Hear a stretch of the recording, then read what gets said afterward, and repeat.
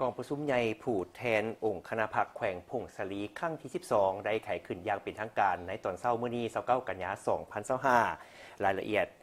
มิงแก้วจันทวงศ์ศรีทีมข่าวโทรภาพแห่งชาติลาวมีรายงานจากแขวงพงศลี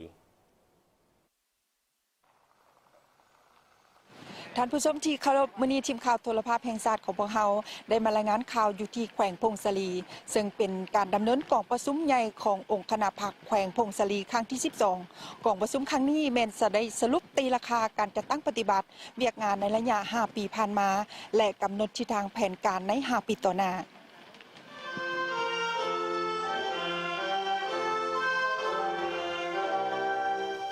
กองประชุมใหญ่ผู้แทนองค์คณะพรรคแขวงพงศลีครั้งที่ 12 ดำเนินภายใต้การเป็นประธานของสหายพ้นตีสมพรมิตรพรรักษาการเลขาคณะบริหารพรรคแขวงพงศลีให้เกียรติเข้าร่วมโดยสหายศิลวงศ์ขุดไพฑูรย์กรรมการกรมการเมืองศูนย์กลางพรรคประธานศูนย์กลางแนวรับสั่งศาสตร์ผู้ชี้นำเวียกงานรอบด้านแขวงพงศลีมีบรรดาสหายจากศูนย์กลางอดีตการนำของแขวงพร้อมด้วยบรรดาสหายผู้แทนสมบูรณ์ที่เป็นตัวแทนสมาชิกพรรคเข้าร่วม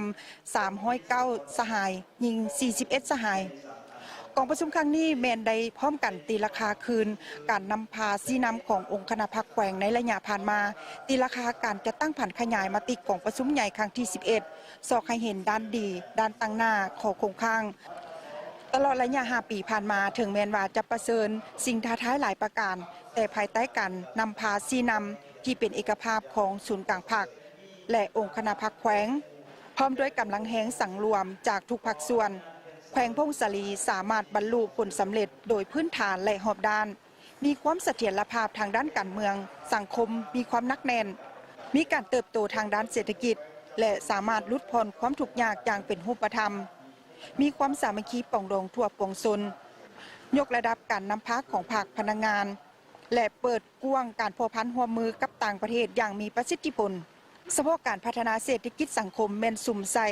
ปฏิบัติตาม6เป้าหมาย11เวียกจุดสุ่ม9แผนการและ6ทางออก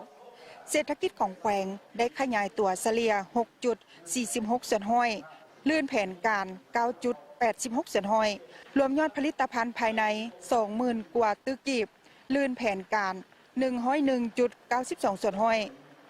รายได้ต่อหัวคนบรรลุเกือบ40 ล้านกีบเคียงคู่กับผลดีด้านตั้งหน้าก็ยังมีข้อคงค้างที่จะต้องได้พร้อมกันแก้ไขเป็นต้นบรรดาปรากฏการณ์ย่อท้อทั้งสังคมการปรับปรุงพื้นฐานโครงสร้างแม่นยังบ่ตอบสนองได้เต็มส่วนอัตราความทุกข์ยากยังสูงการคุ้มครองรัฐโดยกฎหมายยังบ่ทันเข้มงวดความสามารถนำพาของหากฐานผักจำนวนหนึ่งยังจำกัดและปัญหาอื่น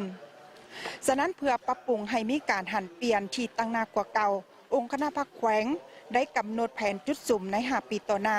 แต่ปี 2026 หาปี 2030 ภายใต้คำควรเสริมขยายมูลเสื้อปฏิบัติยกสูงความสามารถขององค์คณะพรรคแขวง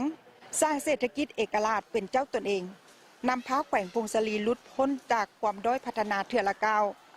สืบต่อยุแห่งภารกิจเปลี่ยนแปลงใหม่หอบด้านรับประกันการพัฒนาตามทิศสีเขียวและยืนยงโดยสุ่มใส่ยุทธศาสตร์การพัฒนาที่มีจุดสุ่มคือพัฒนาสู่4ตลาดภายนอกท่องเที่ยว4ทางออกและการพัฒนา5ท่าแห้งของแขวงเฮ็ดให้ทั่วแขวงสืบต่อมีเสถียรภาพทางด้านการเมืองที่นักแน่นสังคมมีความสงบและเป็นระเบียบเรียบร้อยสร้างสภาพแวดล้อมที่เอื้ออำนวยเพื่อเป็นปัจจัยพื้นฐานอยู่แห่งการปกปักรักษาและสร้างสาพัฒนาแขวงพงศลีหันเปลี่ยนโครงประกอบเศรษฐกิจสร้างกำลังการผลิตใหม่บนพื้นฐานการคุ้มครองรัฐคุ้มครองสังคมสู่ทันสมัยตามจิตรัฐที่ปกครองด้วยกฎหมายอย่างเข้มงวดเนใส่เฮ็ดให้เศรษฐกิจเอกราชเป็นเจ้าตนเองยกสูงความรับรู้และความรับผิดชอบของคณะพรรคแต่ละคันเพิ่มทวีความสามัคคีปรองดองอย่างเป็นปึกแผ่นของประชาชนบรรดาเผ่าขยายหาดหลายหับภายในให้กว้างขวางและมั่นเทียงสู่โซนเหตุให้เศรษฐกิจของแขวงขยายตัวในระดับ 5.5 ส่วนห้อยต่อปีขึ้นไปสร้างมูลค่ารวมยอดผลิตภัณฑ์ภายในให้ได้ 50,000 กว่าตึกกีบรายได้ต่อหัวคนให้ได้อย่างน้อย65 ล้านกีบในปี 2030 เคียงคู่กับการสร้างความเข้มงวดในการคุ้มครองรัฐคุ้มครองเศรษฐกิจสังคมด้วยกฎหมายและระเบียบการ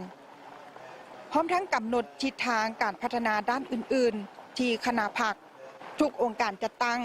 พนักงานสมาชิกพรรคนักรบและประชาชนลาวบรรดาเผ่าจะได้พร้อมกันเพิ่มความรับผิดชอบเข้าในการจัดตั้งพันธุ์ขยายและจัดตั้งปฏิบัติให้ปรากฏผลเป็นจริง